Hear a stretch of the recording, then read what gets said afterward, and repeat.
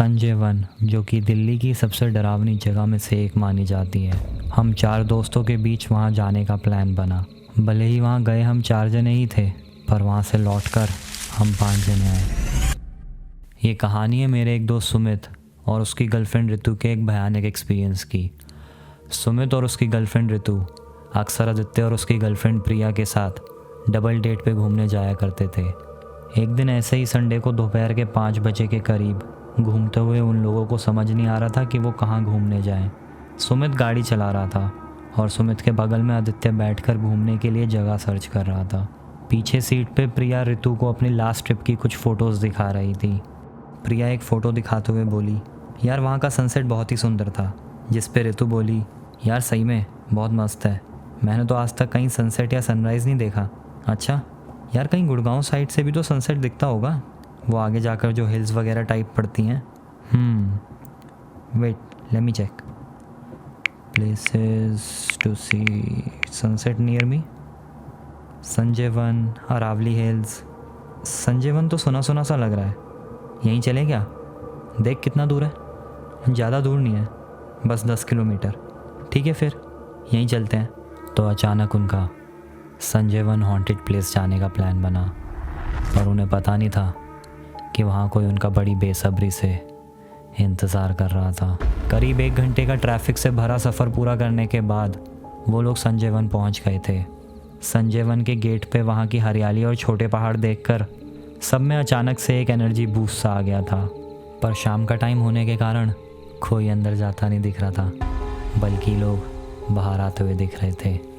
पर वो लोग बिना कुछ सोचे समझे अंदर को चल दिए। पार्क में थोड़ा अंदर चलते ही अचानक से उनके पीछे से जंगल में से किसी के बड़ी तेज़ी से भागने की आवाज़ आई। वो चारों एकदम पीछे मुड़कर देखे, पर पीछे उन्हें कोई नहीं दिखा। बस वही आवाज़ दूर जाती हुई सुनाई दे रही थी। आगे पीछे दूर दूर तक उन्हें कोई इंसान नहीं दिख रहा था, तो कोई कुत्ता या बिल्ली सोचकर वो लोग वापस से आगे बढ़ने लगे। नेचर और सीनिक ब्यूटी में वो लोग इतना ज़्यादा खो गए थे कि कब में उन्होंने मेन रूट छोड़कर कच्चा रास्ता पकड़ लिया, उन्हें पता ही नहीं चल पाया। और तो और कब में वो लोग एक रिस्ट्रिक्टेड एरिया में एंटर कर गए, उन्हें ज़रा सी भनक नहीं हुई। थोड़ा ही आगे चलने पर कुछ ऐसा हुआ जो सुनने में बड़ा अजीब लगा। जून के महीने में उस जंगल में उन्हें एक अजीब सी ठंडक सी महसूस होने लगी, जबकि गर्मी के कारण उन लोगों के कपड़े पसीने में भी हो रहे थे। ये चीज़ उन चारों को बड़ी अजीब लगी। पर सनसेट मिस न करने के चक्कर में वो लोग सब चीज़ इग्नोर करके थोड़ा तेज़ चलने लगे और कोई एक ऊंचा पहाड़ ढूंढने लगे जिसके ऊपर चढ़ के वो सनसेट एंजॉय कर सकें। मगर इससे पहले कि वो कोई पहाड़ ढूंढते, सीधा चलते चलते वो एक लेक तक आ पहुँचे, जहाँ से सन उन्हें एकदम क्लियरली दिख रहा था। तो उन्होंने वहीं पे रुक के सनसेट एंजॉय करने का सोचा। ऋतु एक्साइटमेंट में एकदम लेक की ओर भागी। लेक पे पहुँचते ही वो पानी से खेलने लगी, अपने हाथ में पानी भर के। जैसे ही वो अपने दोस्तों की ओर मुड़ी, उसे अचानक लेक के पानी में किसी लड़की की परछाई अपने एकदम बगल में खड़ी नज़र आई। घबराकर वो एकदम से वापस लेक की ओर मुड़ी, पर उसे अब की बार वहाँ कुछ नहीं दिखा। वो इतनी गौर से लेक के अंदर देख रही थी कि उसके दोस्तों ने उसके पास पहुँचते ही उससे पूछा कि उसे अचानक से क्या हुआ, मगर उसने इसे अपना वहम सोचकर किसी को कुछ नहीं बताया। सबका ध्यान भटकाने के लिए ऋतु एकदम बोली, अरे तुम वो छोड़ो, उधर देखो कितना सुंदर सीन लग रहा है। प्रिया, आदित्य और ऋतु तीनों अपना फ़ोन निकालकर फ़ोटो लेने लगे और सुमित लेक के साइड में पड़े पत्थर लेक में बाउंस कराते हुए फेंकने लगा। 2-3 पत्थर फेंकने के बाद अचानक सुमित रुक के इधर उधर देखने लगा। उसने तुरंत अपने दोस्तों को आवाज़ दी और चलने के लिए बोला, क्योंकि सनसेट होते ही वहाँ अचानक से अंधेरा सा होने लगा था। तो वो चारों वहाँ से तुरंत निकलने लगे। लेक से दूर जाते ही, घने जंगल में घुसते ही अंधेरा बढ़ गया, क्योंकि पेड़ों से घिरे होने के कारण बची कुची जो सनलाइट थी वो भी अंदर तक नहीं पहुंच पा रही थी। अंधेरा सा होने के कारण वो चारों एकदम सहम सा गए थे। एक तो जंगल में फैलता हुआ अंधेरा, ऊपर से वही अजीब सी ठंडक उन्हें फिर से महसूस होने लगी। एकदम शांत जंगल में हल्की हल्की हवाओं के कारण पत्ती और घास हिलने की ऐसी आवाज़ आ रही थी कि ऐसा लग रहा था कि उनके चारों तरफ कोई ना कोई चल रहा हो। और ये सब कुछ नहीं था उसके कंपैरिजन में जो इसके बाद होने वाला था।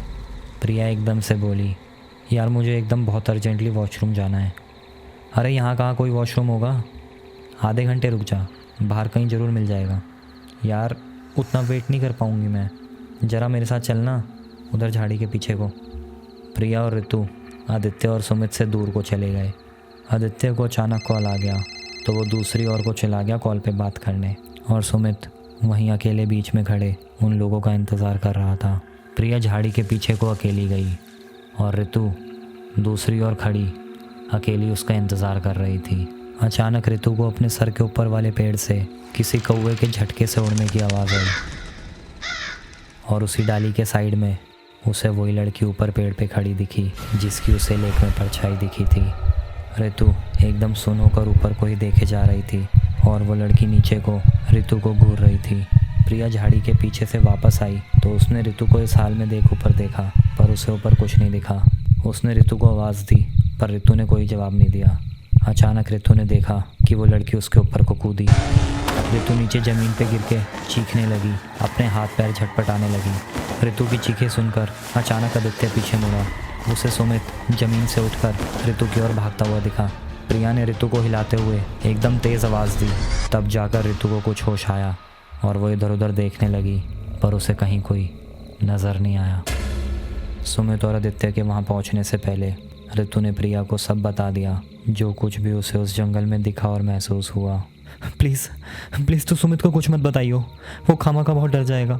इतने में सुमित और आदित्य उन दोनों के पास पहुँचे और प्रिया से पूछे कि क्या हुआ, मगर प्रिया चुप खड़ी रही। उन दोनों ने फिर ऋतु से पूछा तो ऋतु ने बोला कि एक काली बिल्ली मेरे ऊपर कूद गई थी, मैं अचानक से डर गई। आदित्य हंसने लगा, पर आदित्य के अलावा बाकी कोई नहीं हंसा। सुमित तभी बोला कि चलो यार यहाँ से अब चलते हैं, बहुत लेट हो गया है। इस सब के बाद वो लोग जैसे तैसे उन जंगलों से बाहर निकल गए। गाड़ी में वापस घर जाते हुए कोई कुछ नहीं बोल रहा था सिवाय आदित्य के। ऋतु अपनी फैमिली के साथ रहती थी और आदित्य, सुमित और प्रिया फ्लैटमेट्स थे। तो ऋतु को ड्रॉप करने के बाद जब वो तीनों अपने फ्लैट की ओर जा रहे थे तो सुमित ने उन्हें बताया कि जब वो लेक पे था तो उसे लेक के अंदर किसी लड़की की परछाई दिखी थी, उसके वहाँ से चलने को बोलने से ठीक पहले। और बाद में जब ऋतु और प्रिया झाड़ी पे गए थे और आदित्य कॉल कर रहा था, तब उसे वही लड़की अपने ठीक ऊपर वाले पेड़ से नीचे उसके ऊपर कूदते हुए दिखी थी, जिस वजह से वो नीचे गिर गया था ठीक ऋतु की चीखें सुनने से पहले। और उसने भी ऋतु को ये सब बताने से मना किया कि वो कहीं डर ना जाए। ये सुनकर प्रिया के होश उड़ गए। उसने सुमित को बताया कि यही सेम चीज़ ऋतु ने भी एक्सपीरियंस की।